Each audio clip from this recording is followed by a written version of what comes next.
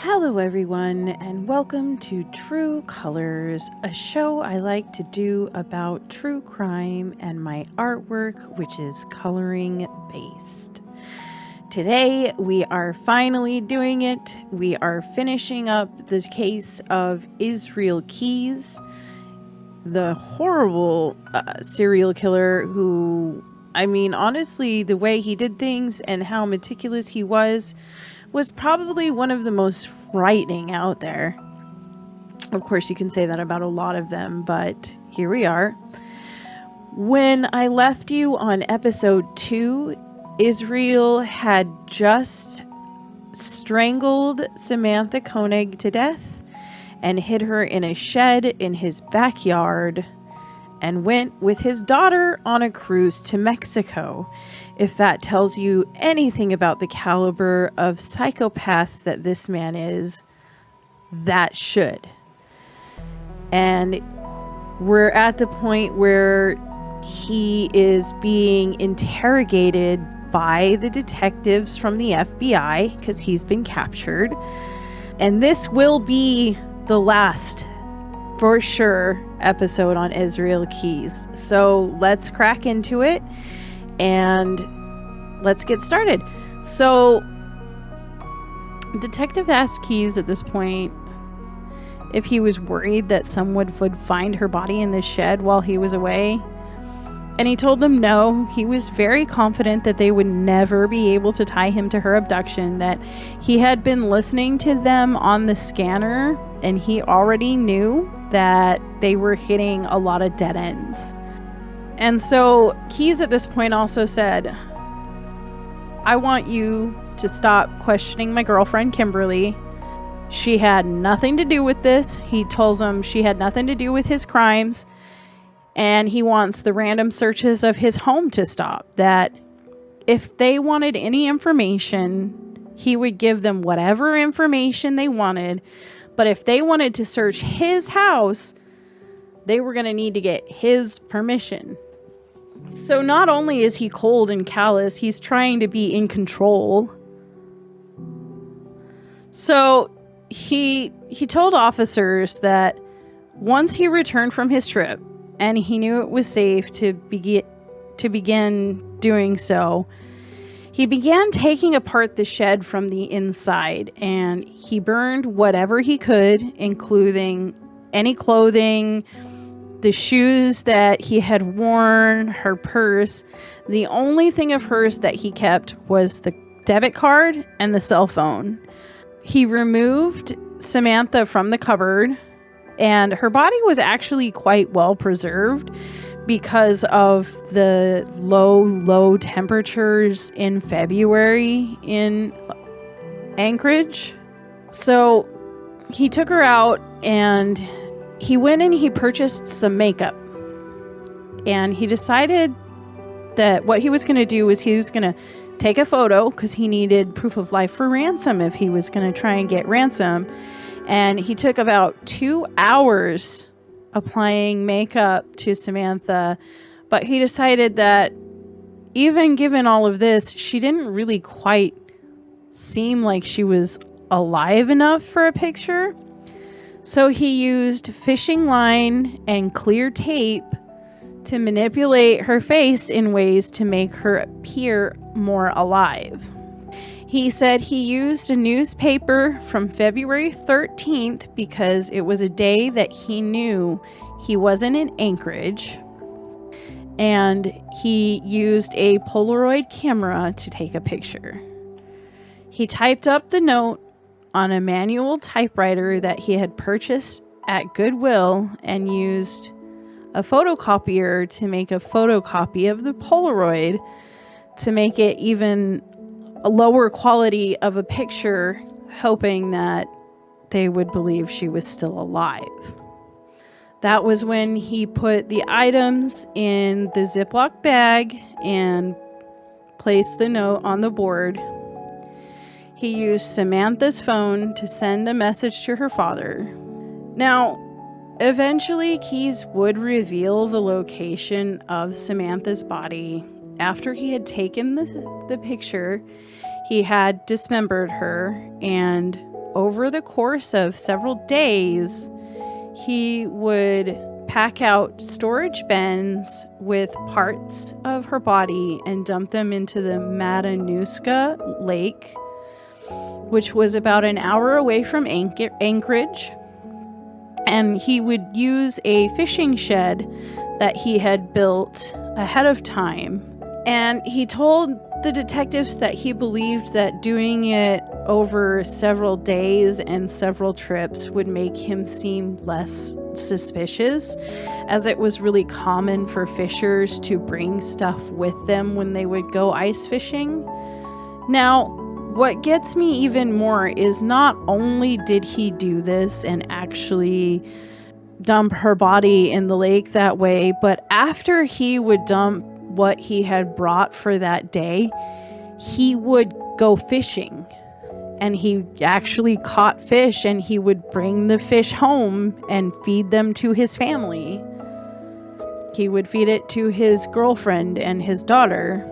So he told them that once all of her remains were disposed of, he dismantled the shack and tried to hide as much of the remaining evidence as possible, even though he said he wasn't able to get rid of everything.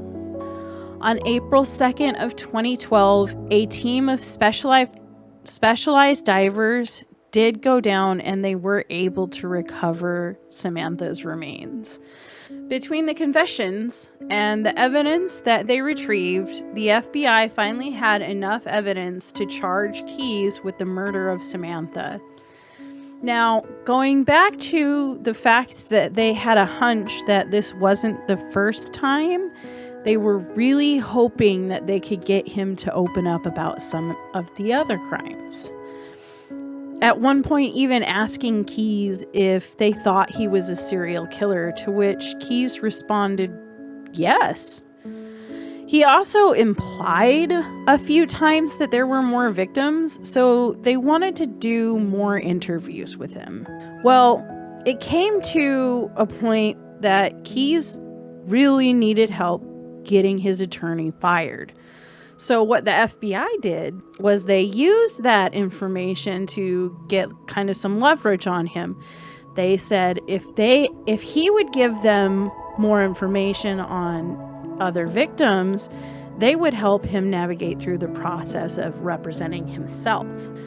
So on April 6th of 2012, Keyes set up a meeting for a confession with no lawyer representing himself. But he wanted to counter his previous demands. He decided he wanted the death penalty, and he wanted it in 1 year. He revealed that the whole reason that he wanted to fire his lawyer was because his previous lawyer was against the death penalty, and he wanted to make sure that he got an execution date stating, I want this whole thing wrapped up and over with as soon as possible. He said that he wanted again to keep as much of the information out of the media as possible, that he wanted all of these things to happen for his daughter. He wanted her to have a life away from his crimes and as normal as possible. Quote, I want my kid to have a chance to grow up and not have all this hanging over her head. Well, the FBI really couldn't make those kind of promises, but what they did tell him is if they got at least another victim, they could get the ball rolling. And Keyes told them that he would confess, but only to crimes that he knew they would already be able to connect him to by using either DNA or the contents on his computer. So let's get into what he directly confessed to. And this is direct confession aside from Samantha Koenig, because while that's important, I think not enough people really give focus to his other two victims that he confessed to. And so that's going to be Bill and Lorraine Courier. So here's what had happened. About 2 years prior to the killing, Keyes had been in the area of Vermont, and he hid one of his kill kits. This kit happened to contain a handgun, a silencer, rope, ammunition for the gun, garbage bags, a shovel, plastic bags, gloves, and Drano. And so here's what happened. In early June of 2011, Keyes had flown from Anchorage to Chicago.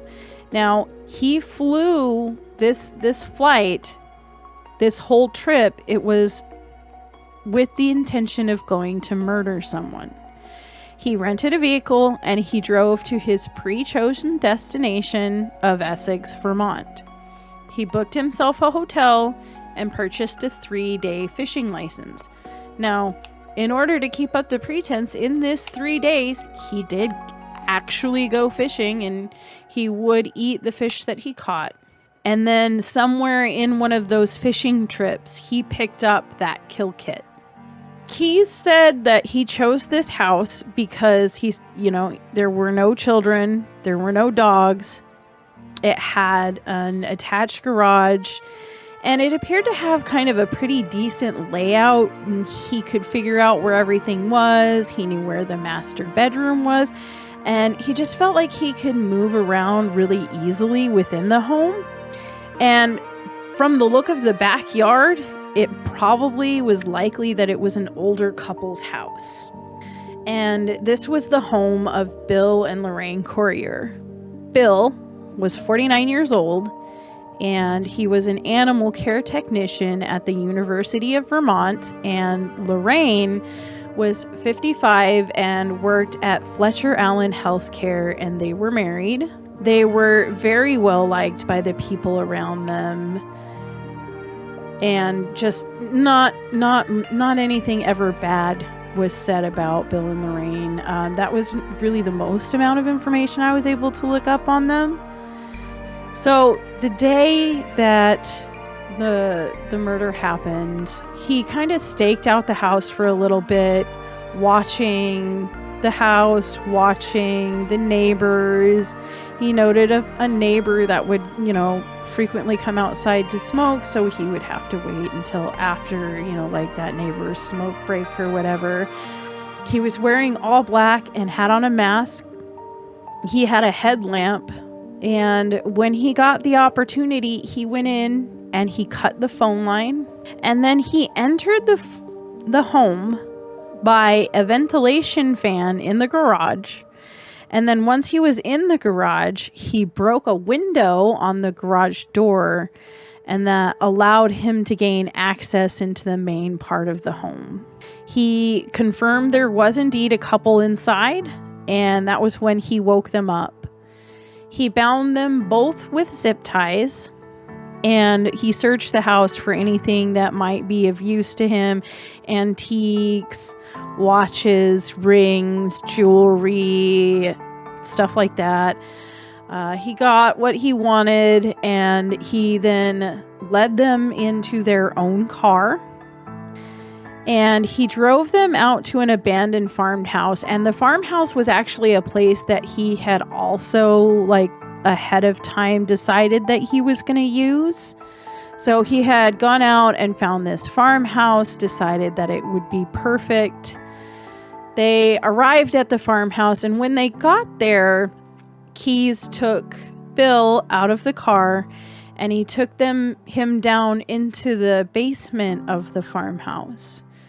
And then back up the stairs, out of the farmhouse, and he returned to the car. Once he returned to the car, he saw Lorraine had tried to run, and this angered Keyes a lot. And he tackled Lorraine, and he kind of dragged her into the farmhouse because she was trying to fight. He went and he took her into the basement, and when he entered the house, he could hear Bill, and he was screaming for his wife, which just hurts my soul so much. He hit Bill in the head with the shovel, and that was when he shot Bill, and he shot Bill directly in front of Lorraine, so he kind of made her watch it.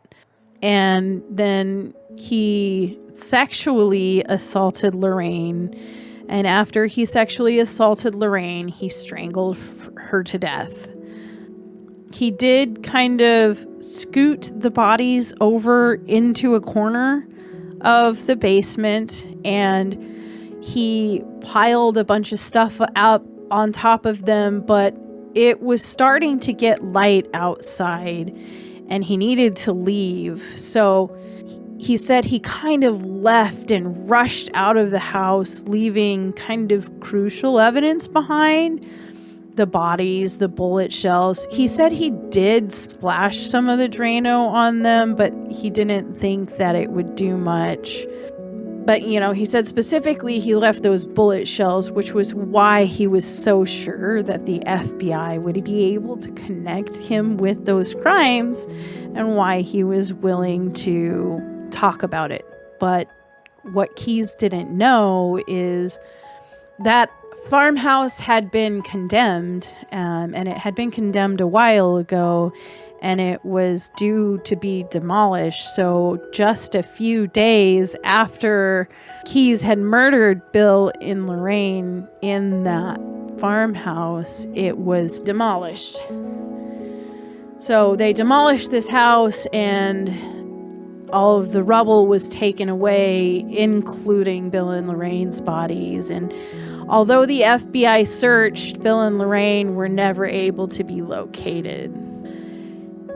And while the couriers had been reported missing just the day after Keyes had killed them, being so well known in their community and having a lot of people who cared about them not showing up to work, they were reported missing right away. Their house really didn't provide much evidence at all.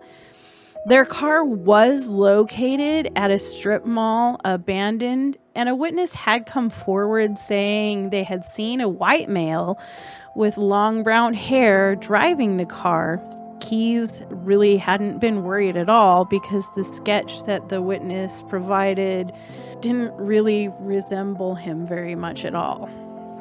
So that was the most specifics that you can really find out about the murder of Bill and Lorraine, because again, it was just the information we were given by Keyes himself. In his confessions, Keyes would also reveal that he robbed banks quite frequently in his travels, and he would target smaller bank chains with lower security. And while he said that he really did it for the rush and that rush was quite enjoyable to him, the bank robberies had really become something that he was doing more out of necessity because he had accrued a large amount of credit card debt. And actually, he told FBI agents that moment that he had disappeared after kidnapping Samantha, when he had disappeared from his mom's house, what had happened was he went and he did a bank robbery, but it had gone wrong, and he had almost gotten in a little bit of trouble, and that was why he was so disheveled and out of sorts whenever he finally got back there. In total, Keyes sat for more than 40 hours during interviews with the FBI over an 8-month period of his incarceration. Keyes would use clues to additional victims as bargaining tools to get things that he wanted, such as copies of the New York Times, cigars, fast food, candy bars, and even Americanos, which they would give to him. And his confession tapes are pretty much all on YouTube now that they're declassified, or whatever you want to call it. And you can watch them. They're very bland and very boring, but they're also very shocking because you're seeing this man talking about these really terrible, horrible things that he did to somebody and then laughing like it was nothing. And so I had a very difficult time watching them because of that. Okay, so FBI agents, based off of the information that they were able to get out of interviews with Keyes, believe that it is possible that his first victim would have been when he was about 18 years old. The rest of his family had moved to Washington, and in that month before Israel moved to join them, there was a girl named Julie Marie Harris, and she disappeared March 3rd, 1996. She was 12 years old.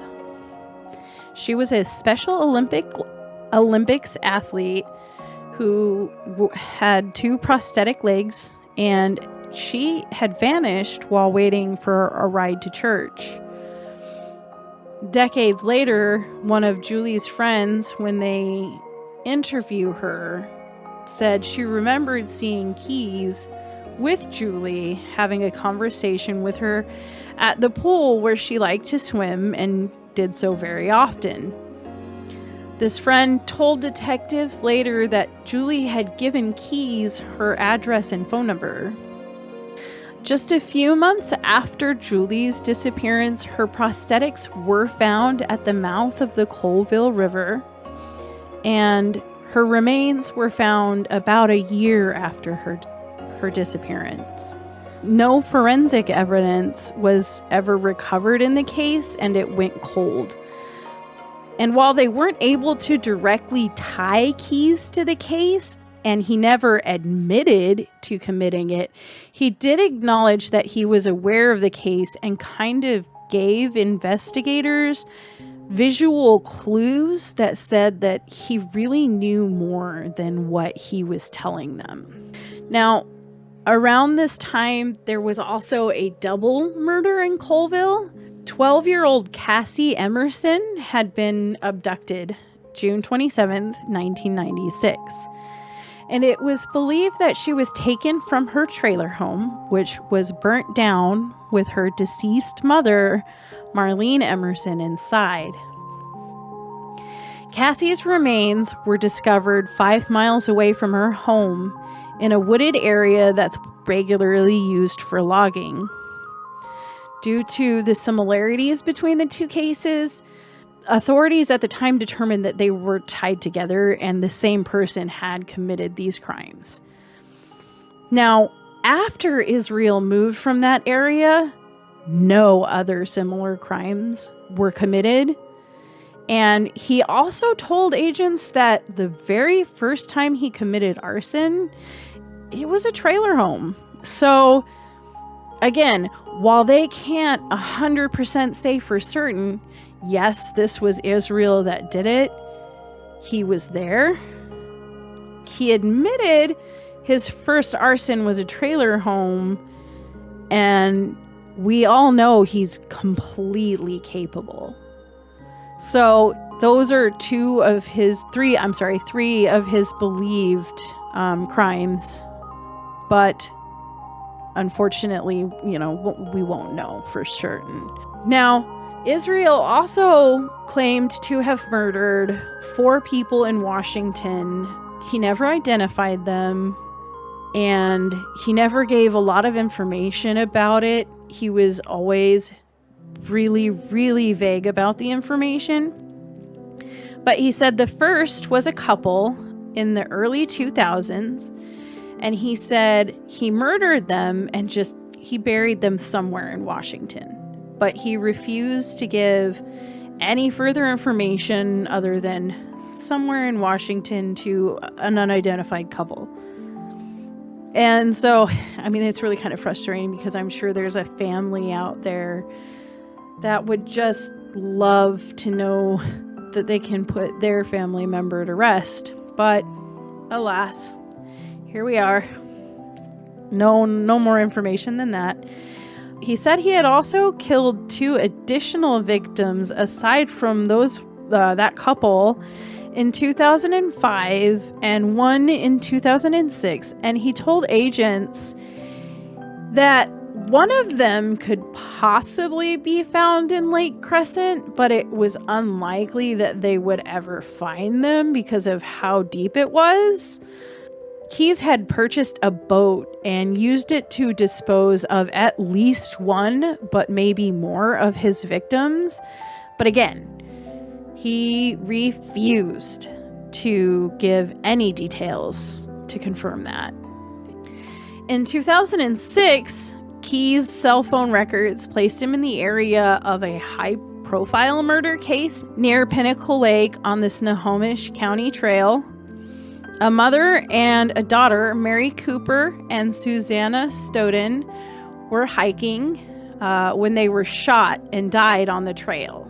Their murder would go to never be solved. And again, one of those situations where we can't say for sure if it was him, but he was in the area. It was one of the times that his cell phone was unable to be tracked, and it fits his MO at the time. So it's another possibility, even though we still don't know. Keyes also stated that he had another victim that he had abducted from somewhere in the East Coast around 2009 that he disposed of in New York. And although Keyes didn't confirm anything himself, when showed a picture of who they thought the victim was, he stated, "I'm not ready to talk about that one," which led FBI agents to have a strong belief that he had killed 49-year-old Deborah Feldman. Then Keyes would go on to say that one of his victims was a woman with pale skin who possibly came from money. And at the time that he said he was in New Jersey, so like the agents were able to place Keyes in New Jersey, a young woman had gone missing at that same time, and it was a high-profile missing persons case, and one that Keyes had searched for multiple times on his computer. So it was like something Keyes was keeping track of, and we knew Keyes was in the area when she gone missing, and that would be Lauren Spear. On June 3rd, 2011, 20-year-old Lauren went missing. She had gone out with her friends and was on her way home. She was seen on surveillance tapes appearing to be heavily intoxicated. She did not have any shoes on, but she was headed in the direction of her home. And the surveillance tapes caught her around 4:30 in the morning. She had left her cell phone and her shoes at the bar, and somewhere along the way had dropped her purse and keys and never made it home. And she was never located in any form. Like, they never found her remains or anything. When they specifically mentioned Lauren's name to Keyes and asked if he had anything to do with her disappearance, he never gave them a definitive answer. In May of 2012, Keyes attempted to escape during a court hearing. They caught him, but he attempted to escape. And the FBI had been saying they wanted to move him to a more secure location, but unfortunately, they couldn't move him until he had been sentenced or was charged and had been sentenced.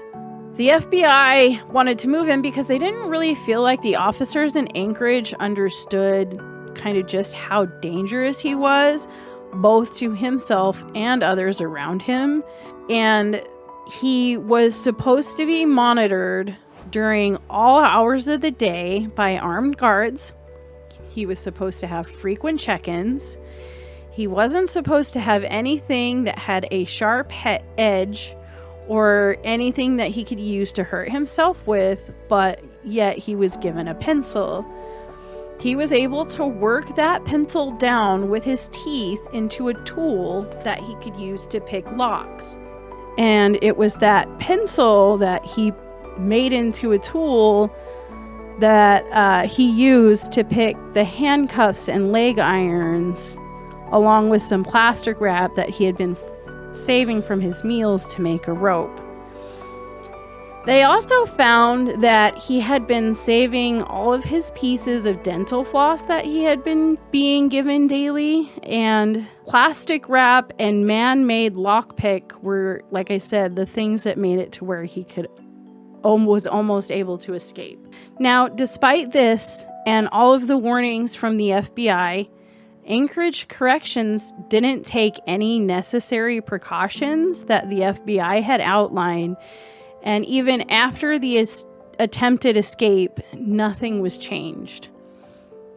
On December 1st, 2012, Keyes was discovered in his cell, deceased. He had completed suicide.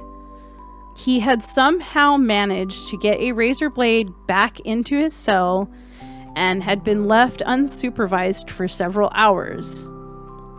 He had left a long note and 12 drawings, and the drawings were done in his own blood.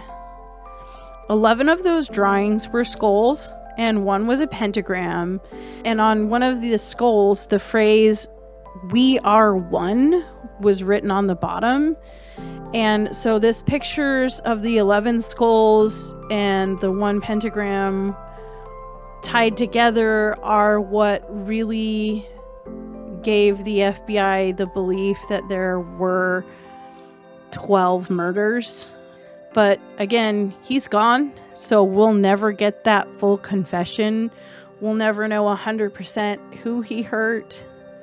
They're still diligently working to try and find and confirm other people that may be victims of his. But it's going to be a long process, and even harder now that he isn't here. I don't know. I feel like the world would have been a better place with him sitting in a cell 24/7. But that's my opinion. After all of this, the one conclusion that I can come to is that at least he's not still here walking the streets, able to hurt anybody again. Because the things that he did and the way he planned it and the randomness at which he decided to do what he did was completely horrifying.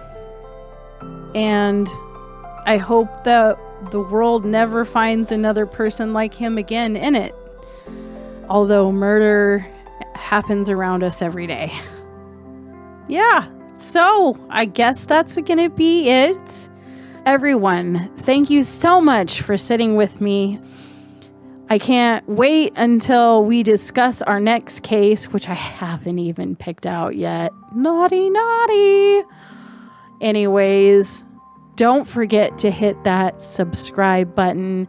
Don't forget to hit that like button. Hey, there's that fancy little bell down below too that will also notify you every time I upload a new video.